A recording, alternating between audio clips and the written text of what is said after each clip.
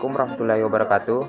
Perkenalkan, nama saya Muhammad Syarif Hidayatullah, R001191068, perwakilan dari kelompok 7.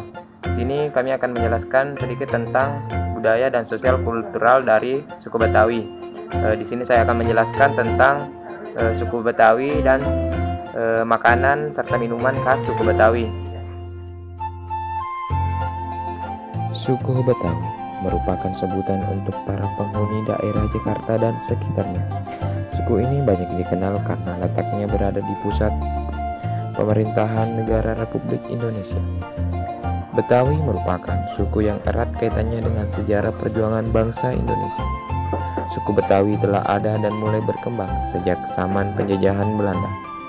Ciri khas suku ini sangat dipengaruhi oleh orang-orang Belanda dan Cina yang telah mendominasi wilayah tersebut beberapa puluh tahun yang lalu.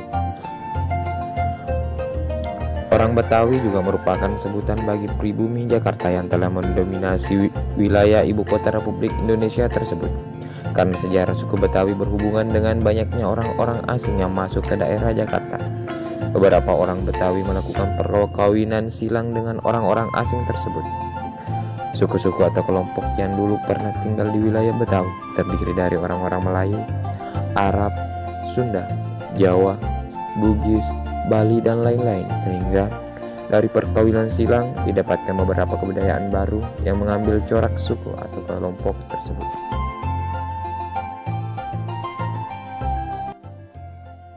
Ada beberapa makanan dan minuman khas suku Betawi yang asli ataupun yang dibawa dari daerah luar tetapi diolah dengan kekhasan suku Betawi, Yaitu seperti kerak telur, nasi uduk, gado-gado, sumur jengkol, coto Betawi, roti buaya, asinan Betawi, kue cucur, dodol Betawi, putu mayang, kue rangi, kue talam, kue cantik manis, getuk lindri, roti gambrang, bir pletok, es doger, kue poncong, kue lapis, wijak, sagon, dan lain sebagainya.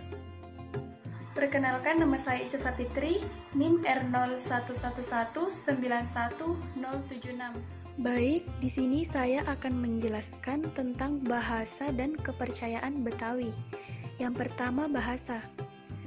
Bahasa Betawi didasarkan pada bahasa Melayu, ditambah dengan unsur-unsur bahasa Sunda, bahasa Bali, bahasa dari Cina Selatan, atau terutama bahasa Hokkien, bahasa Arab, serta bahasa dari Eropa, terutama bahasa Belanda dan bahasa Portugis. Bahasa Betawi ini pada awalnya dipakai oleh kalangan masyarakat menengah ke bawah. Dalam suku Betawi, huruf A di akhir kata biasanya diganti menjadi E. Pengucapan E yang dimaksud bukan E pada kata negara, melainkan E dalam kata emansipasi. Contoh, kita menjadi kite, ana menjadi ane, dan lain-lainnya. Selanjutnya itu yang kedua, kepercayaan Betawi. Mayoritas masyarakat Betawi menganut agama Islam dan sebagian kecil dari mereka menganut agama Kristen, Katolik, Hindu, dan Buddha. Kerajaan Salaka Negara menganut agama peninggalan nenek moyang, sehingga tak terelakkan bahwa masyarakat Betawi juga menganut dan mempercayai agama nenek moyang tersebut.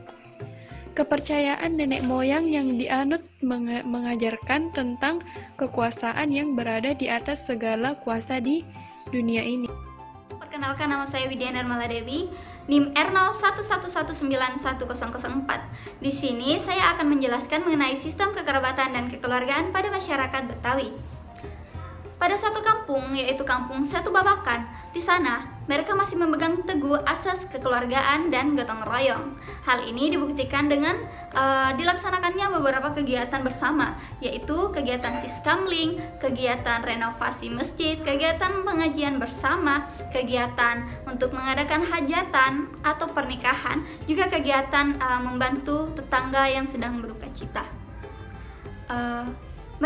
Masyarakat Betawi, mereka melaksanakan kegiatan-kegiatan ini atas dasar inisiatif dari mereka sendiri yang peduli akan lingkungan, dan juga mereka melakukan kegiatan ini untuk menjalin tali silaturahmi antar sesamanya, yaitu antar masyarakat Betawi.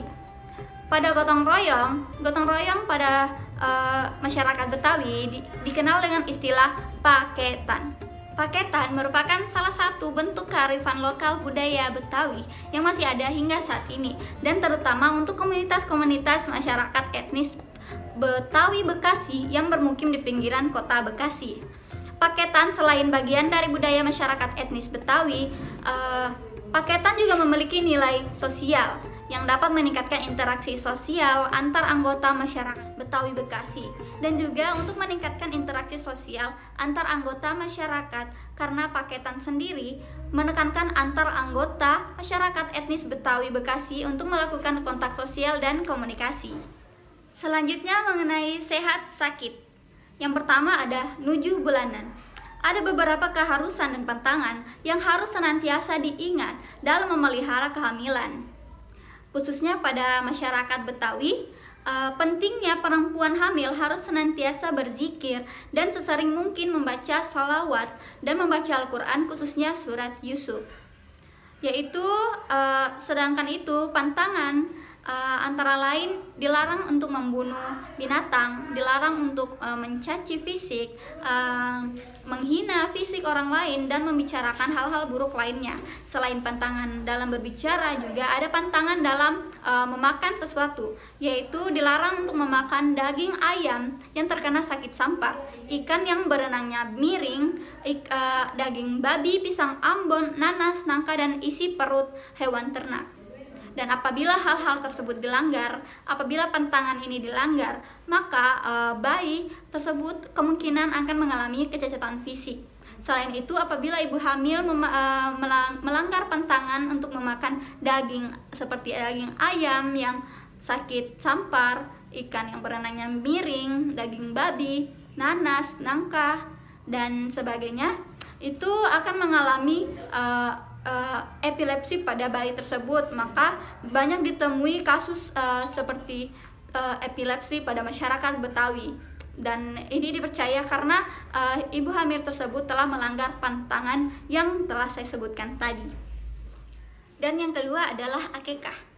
Akekah pada masyarakat Betawi merupakan upacara selamatan pemberian nama dan cukur rambut pada bayi. Pada upacara ini akan dipontongkan kambing 1 ekor untuk bayi perempuan dan 2 ekor kambing untuk bayi laki-laki. Dan hasil keseluruhan rambut yang telah dipotong akan dikumpulkan, kemudian ditimbang dengan ukuran gram.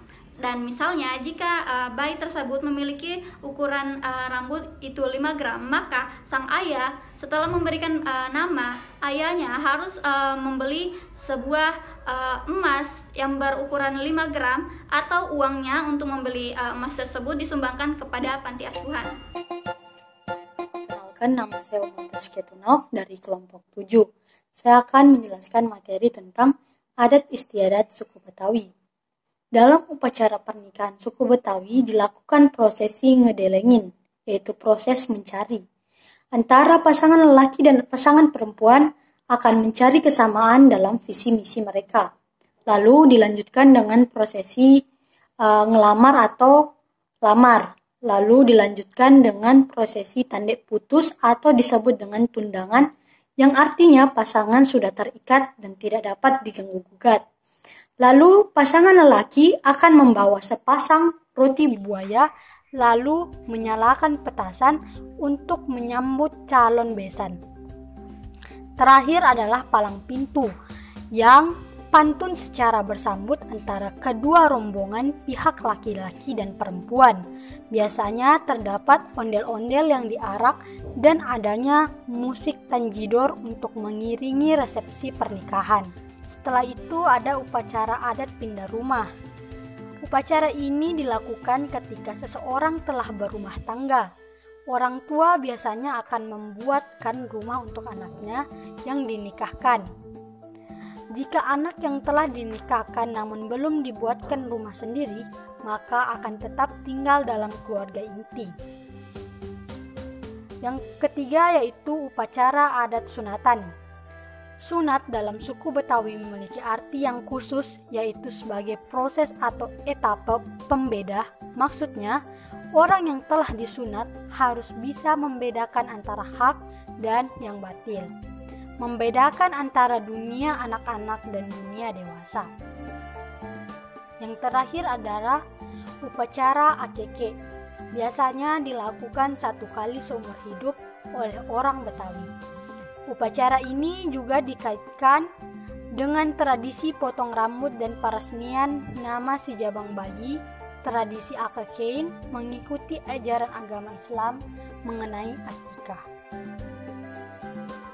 Assalamualaikum warahmatullahi wabarakatuh. Perkenalkan, nama saya Fadila Nurul Kalbi, NIM R01119150. Saya perwakilan dari kelompok 7 akan menjelaskan tentang data demografik dan geografik dari suku Betawi. Data demografiknya yaitu catatan yang berasal dari tahun 1673 menunjukkan bahwa jumlah penduduk dalam tembok kota Jakarta adalah 27.068 jiwa. Jumlah ini terdiri atas orang merdeka dan budak, yang banyaknya hampir seimbang. Penduduk di luar tembok kota berjumlah 7.286 jiwa. Mereka yang berada di dalam tembok kota terdiri atas orang Mardijkers, Cina, Belanda, Moor, Jawa, Bali, peranakan Belanda, dan Melayu. Golongan yang jumlahnya terbesar adalah Mardijkers, yaitu berjumlah 5.362 jiwa. Dan yang terkecil adalah Melayu sejumlah 611 jiwa.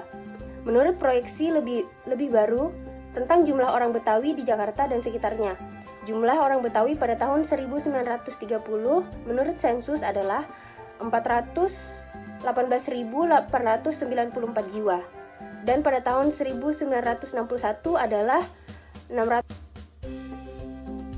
Asal mula suku Betawi dikarenakan dalam babat tanah Jawa yang ada pada abad ke-15 tahun 1400-an Masehi sudah ditemukan kata negeri Betawi.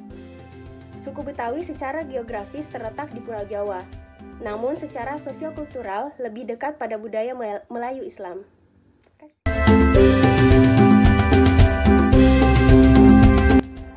Itulah sedikit informasi tentang budaya dan kearifan lokal dari suku Betawi.